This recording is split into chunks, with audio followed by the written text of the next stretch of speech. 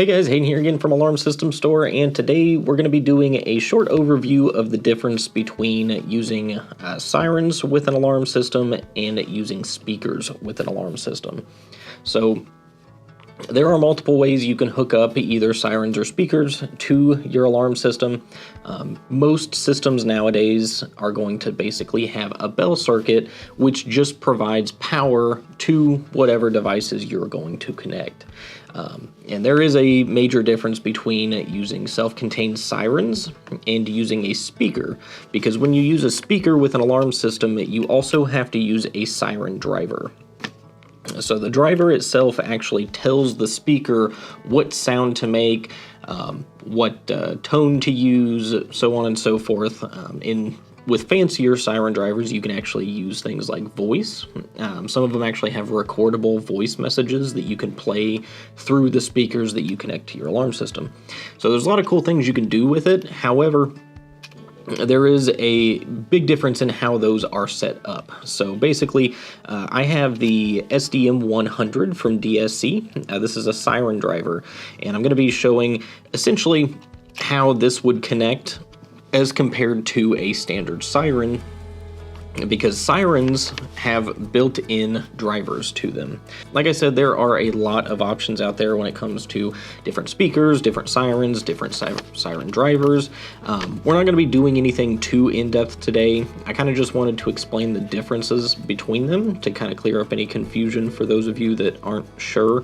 And essentially I wanted to show when you're using siren drivers, it is very important to pay attention to the resistance of the circuit that your speakers are connected to. So it's a little bit more work to use speakers in a siren driver than it is to just use a self-contained siren.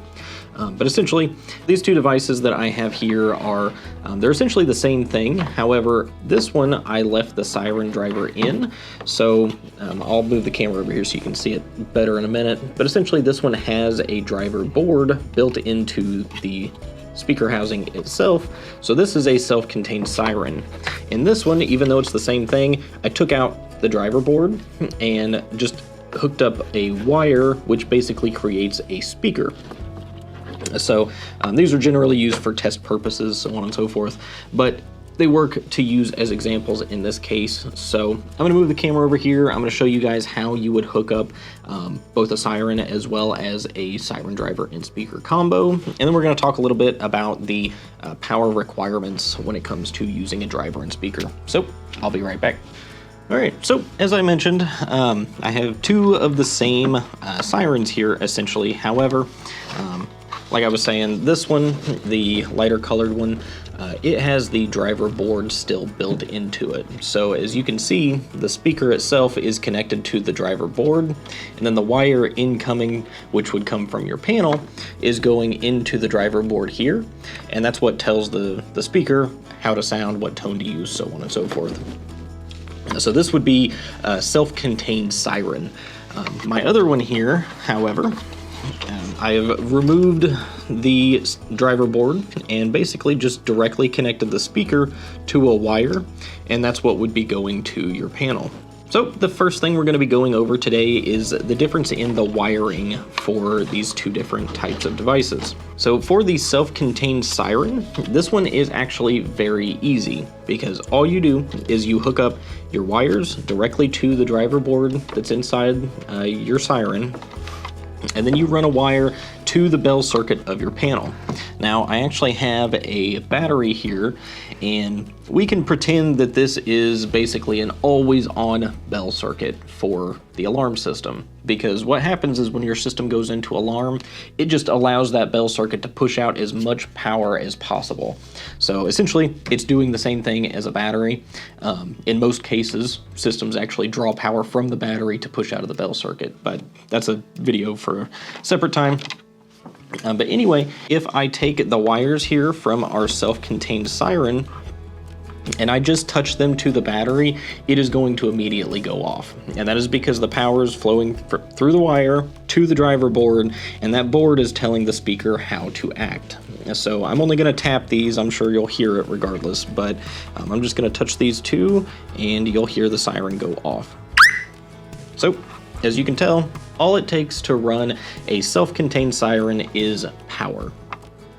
So essentially, self-contained sirens are very easy to work with. You just run wire directly from the device itself to your alarm system, plug it into the bell circuit, and then whenever your system goes into alarm, they're going to go off. However, whenever you're hooking up, whether it be siren drivers, self-contained sirens, whatever, all of them are going to have a certain amount of current draw that it pulls from the panel. The panel can only supply a certain amount.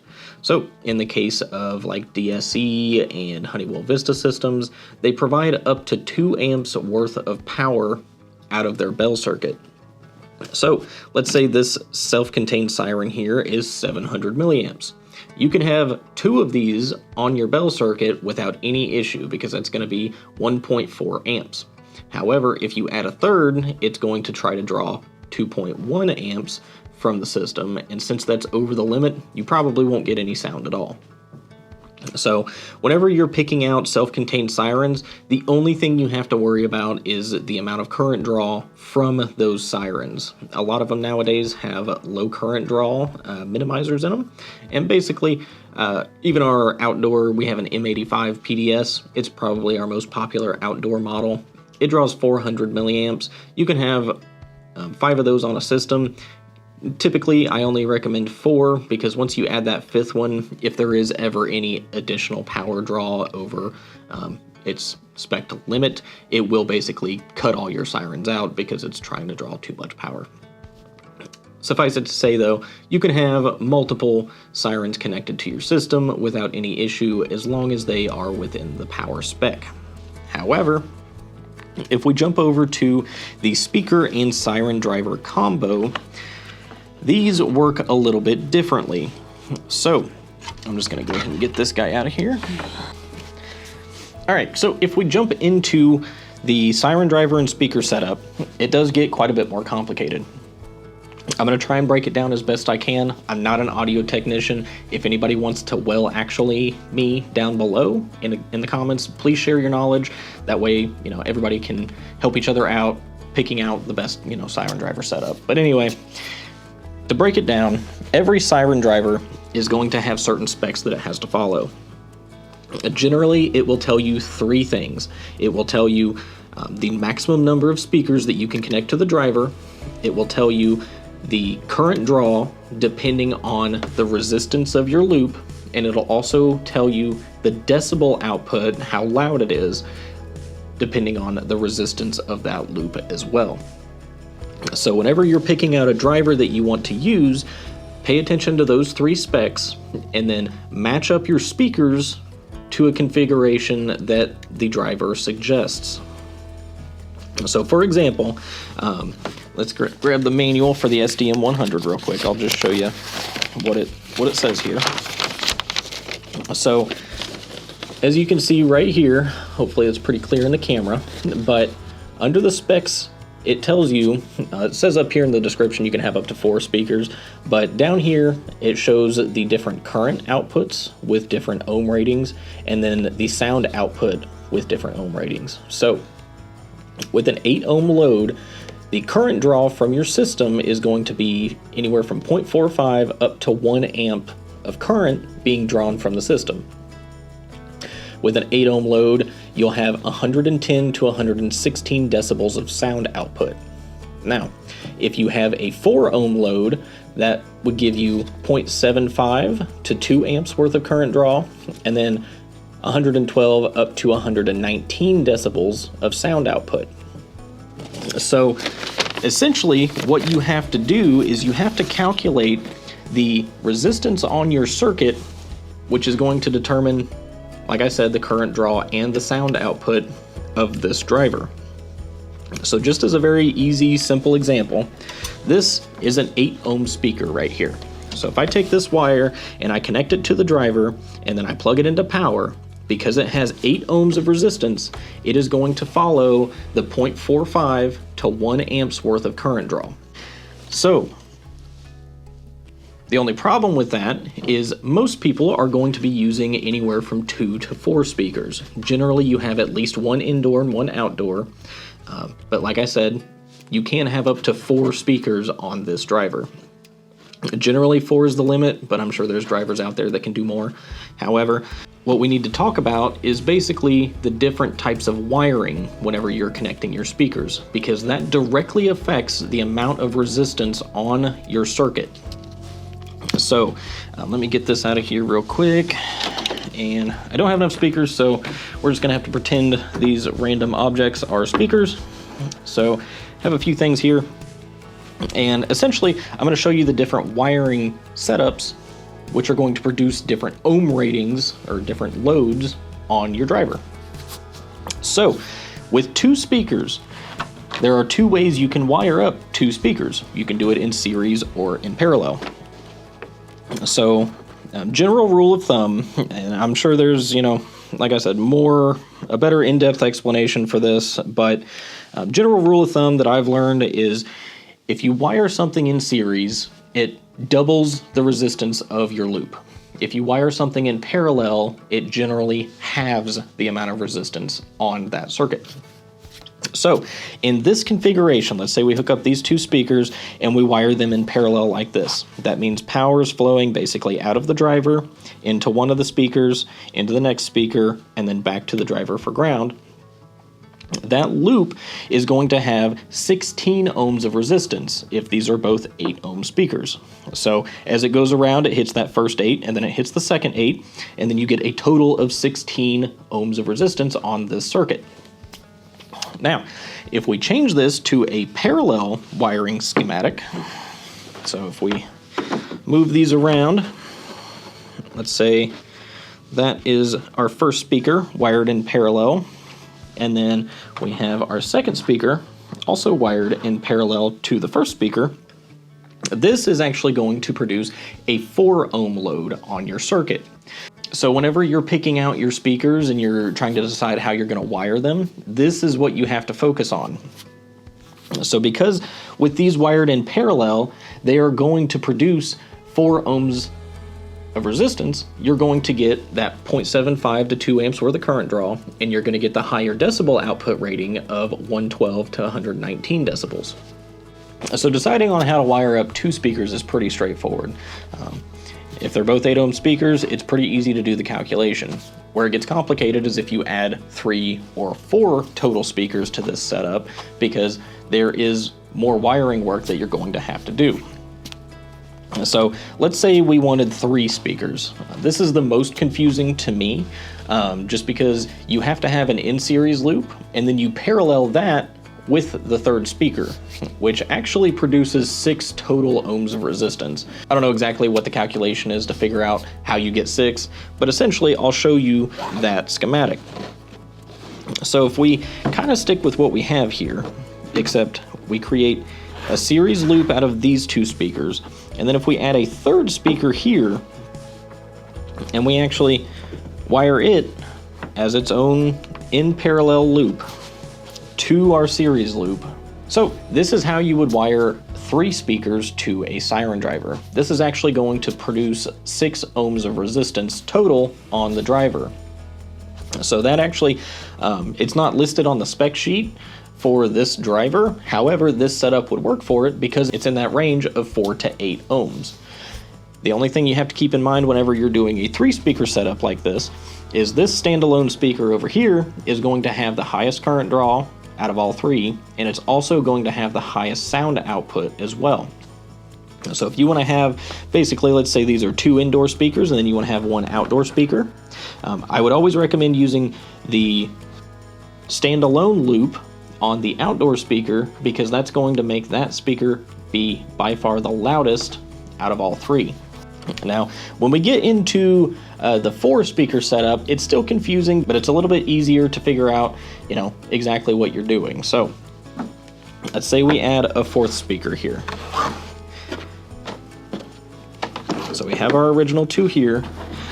We have our 3rd and our 4th speakers here. These are all 8 ohm speakers. Like I said, most of the speakers you find are going to be 8 ohm. So what we're going to do is we're actually going to create a series parallel loop. And basically what that means, we're going to have 2 in-series loops paralleled to each other. So these first 2 speakers are going to have basically their own loop here, and then we're going to have a paralleled loop of another series circuit for these two speakers. So hopefully my little diagram here isn't too confusing, but essentially this wire is connected to both this speaker and this speaker. This wire is connected to both of these two speakers, and then you have your second set of terminals connected between these two sets of speakers here. So you have your first set and then your second set. So even with four total speakers, this circuit actually only has 8 ohms of resistance on it. So like I said, if you guys want to do actual better calculations, by all means just Google it. There's plenty of information out there. Doing these videos, it's hard to remember everything offhand since this isn't my primary occupation. But like I said, most Siren drivers are actually going to tell you what the best setups are for that driver. So generally Siren drivers are okay accepting anywhere from 4 to 16 ohms of resistance. You just got to remember, the more resistance on your total circuit, the less current it's going to draw and the less sound it's going to put out. So you want to try and stay on the lower end of the resistance. That way you actually have as much power as possible getting pushed through those speakers, which is going to give you the loudest sound output. So hopefully that was an okay demonstration for you guys. I know it's not perfect. There's a lot more calculations that can go into it, but essentially that is what you have to pay attention to whenever you're setting up speakers and a Siren driver. Just pay attention to the driver, watch the specs, definitely check the manual first before you purchase anything, and that way you can determine exactly how your wiring for your speakers is going to be set up even before you purchase, because the last thing you want to do is you want to buy a driver and you want to buy 3 or 4 speakers, and then you're stuck trying to figure out how to wire them to actually make it work. Now, if we were going to hook this driver up, essentially you're always going to have an input and an output on your drivers. Some of them, like I said, have fancier setups where it's multiple input, but for this basic one you basically have one input and one output. So the 2 terminals here on my left are positive and negative bell to panel. So you're going to run a wire from these 2 terminals to the bell circuit of your alarm system. And then the other 2 terminals are going to run to the speaker loop. So depending on what you've come up with in terms of how you're going to wire your speakers, what speakers you're going to use, essentially you're going to take the speaker wires and then you're going to hook them into these 2 terminals here, the speaker out terminals, and then you're going to need another wire, like I said, that's going to connect the driver to the panel. Now, if I take another wire here and I hook these 2 up, now make sure whenever you're using a Siren driver you always pay attention to polarity. Whenever you're using Sirens, period, you want to pay attention to polarity because it is DC power, so it's specific. However, with this wired in, essentially now I can take the 2 wires on the other end here, and I can just touch them to the battery like we did before, and that is going to make this speaker go off.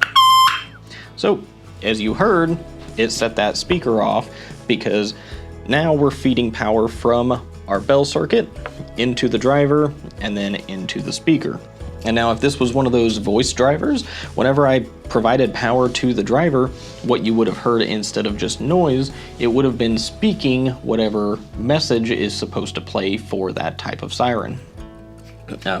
Without getting any further into it, I just wanted to go over the quick difference between the 2 different types of setups. But hopefully that was informative enough to give you guys an idea of the difference between these 2 styles. If you do have any additional questions, especially about products on our website, we'd be happy to answer them for you, get you set up with whatever you want. You can check those out at alarmsystemstore.com. Like I said, we have this driver, we have a voice driver, and then we have a recordable voice driver that you can use. So if any of those sound interesting to you, reach out to us. We can give you a quick idea of what you're getting into, and as long as that sounds good to you, hopefully you leave a happy customer. But anyway, that's going to do it for me today. Like I said, if you guys have any interest in Sirens or speaker driver combos, check us out at alarmsystemstore.com. We have both options available, but I will catch you guys on the next one.